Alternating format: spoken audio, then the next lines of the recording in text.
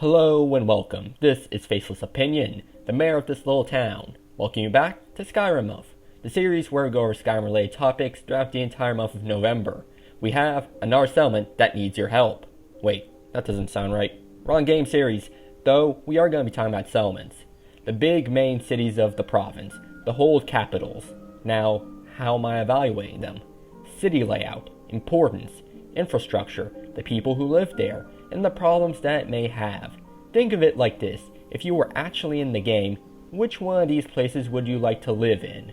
Now, let us begin our tour of the province. Winterhold. This is self-explanatory. It is an absolute shithole. There are only 3 buildings in the town: the Jarl's Palace, the inn, and a random shop. No houses, no blacksmith, no nothing. Just destroyed buildings. And I'm not counting the college as a part of the town, mainly because they don't have a good relationship with one another. Factor in frequent snowstorms, a low population, and nothing to do, this place sucks. Not to mention, if you have the Herfire DLC, you can't even build a house here. Why is this place considered a city? Better yet, how is it a hold capital? Everything here sucks. The town, the hold, the Jarl, the college, everything sucks. Hell, Riverwood is leagues above this place, and that is only meant to be a small town. Tell me how the absolute hell does a small town have a better standing than one of the 9 major cities in the country? Winterhold is a dump, and the rest of this pitiful disgrace of a town should fall into the ocean. Morfall. Compared to the other holds, it is arguably the most forgettable. And yes, I think Winterhold is more memorable than this place, mainly because how bad it is. The reason why I think that is that in the other main cities, there is something important there. Like you have a legitimate reason you have to or want to go to one of the other places, whether it be the companions, the college, the guild, the brotherhood, the warfront. Just to name a few examples. What does this place have? A vampire den close by? The only thing I could see meriting a reason to come to Morfall would be Fallion. Also, there's no blacksmith here, or general goods store. How could you be considered a city without either of those 2 buildings? There's nothing appealing about this place unless you're interested in living in a marshy swamplands. I wouldn't really want to waste my time here. Falkreath. I would say that this is our sleepy little town of the bunch, mainly because it is surrounded by dense forests, making it an ideal spot for woodcutting, logging, and any and all lumber means. It has all of its necessary shops for it to have and maintain its economy, unlike other places, nudge nudge wink wink there. Falkreath is also famous for its graveyard, leading to some of the residents to name their shops with some sort of connection to the concept of death, like Dead Man's Drink, Grave Concoctions, and Deadwood Lumber Mill, just to name a few. I thought it was an interesting bit of trivia there. Also, it served as a hideout for the Dark Brotherhood for a period of time, further building upon that death gimmick. Like I said, it is a sleepy little town, but it is a step in the right direction compared to others. Just watch out for werewolves. Dawnstar. Known for its rich mines and harbor, it also serves as a garrison town along the northern coast of the country, having both an iron and quicksilver mine and a small dock for ships to come in and out of the city. Dawnstar is also one of the colder settlements in Skyrim, as it's perpetually covered in snow and ice, so I recommend bringing your snow boots. Located here is the Museum of the Mythic Dawn, and a second Dark Brotherhood sanctuary. Dawnstar is easily the best of the capital cities that do not have a wall. Though, like most places, it has its issues. The citizens suffer from a series of nightmares that may or may not be connected to a Daedric prince. Also, Dawnstar has an exceedingly high respawn rate for dragons, which now, thinking about it, makes sense, since every time I fast travel here, there's always a dragon attacking. Windhelm.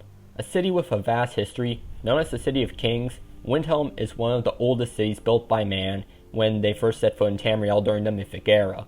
This is the epicenter of the Nord Empire, where the Stormcloaks have established and built up their rebellion against the Imperial Legion, in an attempt to have Skyrim succeed from the Empire and have the province become its own independent country. The Nords that take residence within all believe with that sentiment. Unfortunately, due to this line of thinking, this has caused the Nords to have an unfriendly view towards outsiders and immigrants, mainly towards anyone who is not a Nord. The Dark Elves that live in the city are all congregated into a small section of the city called the Grey Quarter, while the Argonians are forced to live outside the wall at the docks, not being allowed inside the city at all. Racism is a problem, as you will see with some people. If you are a Nord that considers themselves a true son of Skyrim, this is a perfect place for you. For anyone else, it is a hard pass. As someone who likes to play as an Argonian, and who likes some Dark Elf booty, I have no interest in coming here. Markharf. I love Dwarven architecture. It is heavily prominent throughout Markharf, giving it a more unique look and premise compared to the other cities. The city is known for rich silver mines, which are mined by using prison labor, making it one of the most influential cities in the entire Reach.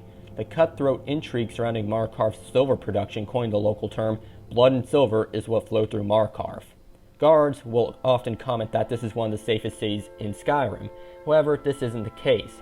The Forsworn have been known to attack civilians, and there is widespread corruption in the city. If you do something that gets on the nerves of Thonar Silverblood, the richest man in the city, who owns the treasury, the inn, and the prison where all the silver is mined, and is low-key a massive douchebag, he could have you killed or locked up in the mines, so steer clear of that guy. And if you need me, I'm going to be in the Dwemer Museum. Oh yeah, watch out for cannibals too. There are a fair share of those running around. Riften, a bustling, energetic city with a strong economy fueled by hard-working fishermen and mead makers. Riften is a beautiful city, with it being located right between an autumn forest and a large lake, where small cargo boats come into town to trade, while the interior of the city is bisected by a large canal, where some shops can be found while walking on the lower walkways. However, the city holds a dark side. Large-scale corruption is found throughout the city, mainly coming from Maven Blackbriar, who has near control of the city. In order to survive in the city, you have to adhere by her rules. If not, she will send a Thieves Guild to put you back in line if you dare oppose her and her family. If it weren't for Maven, I would think Riften would be one of the best cities overall. I hate her so much. Ravenrock. I know it's not one of the hold cities in Skyrim, but let's talk about it nonetheless. Added in via the Dragonborn DLC, Ravenrock is a frontier town located in Solstein, and is the capital of the island, originally a mining settlement founded by the East Empire Company long ago. However, with the eruption of Red Mountain, it would have caused a mass migration of Dark Elves to the island, leading to the town having heavy Dunmer influences on architecture and culture. Unlike the other cities, Ravenrock gives off a pseudo-desert vibe, with all the ash that surrounds the town, giving it a unique look with flora and fauna nearby. Though, be careful when venturing out of town, or risk being attacked by the ash spawn, which could rise from the ground beneath you, or cultists who serve the fabled Dragonborn of legend, Miraak. Besides that, Ravenrock is a fun place to visit, if you know what I mean. Solitude. Serving as the capital of all of Skyrim, Solitude serves as the headquarters for the Imperial Legion stationed in the country. With it being built on arch, it makes it both reinforced and defendable, as well as breathtaking and beautiful.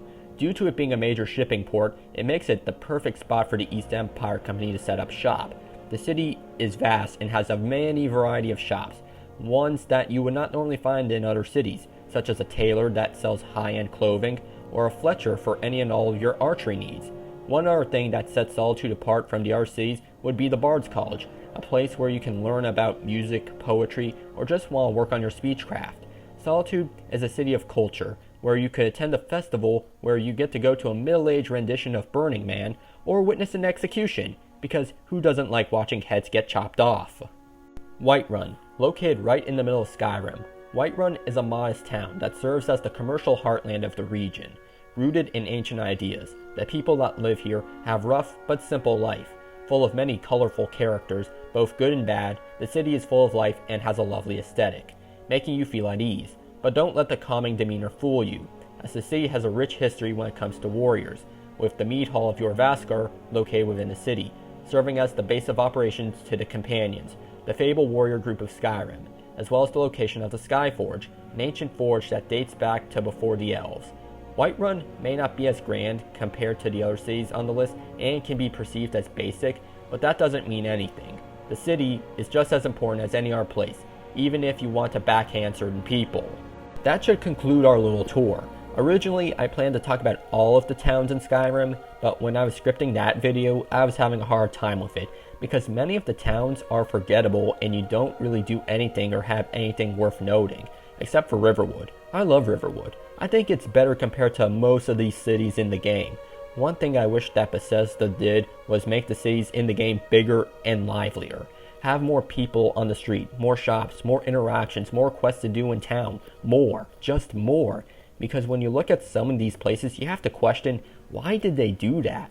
Winterhold is the biggest example. It gets shit on so much, it is actually sad. If I were making all the cities, I would make it to where all the capitals have walls around them and really flesh things out. Add in things like libraries, bathhouses, theaters, arenas, brothels, magic shops, things like that, and even beef up the small towns too, so that there aren't just random places on a map, is something I really hope they work on in the future. So, what is your favorite city to go to in the game? What is one thing you wish you could add into any city of your choice? Tell me in the comment section down below. Now, if you enjoyed the video, be sure to leave a like, and make sure you subscribe for more of that good old Skyrim of content. Now, until next time, I will catch you all on the flip side.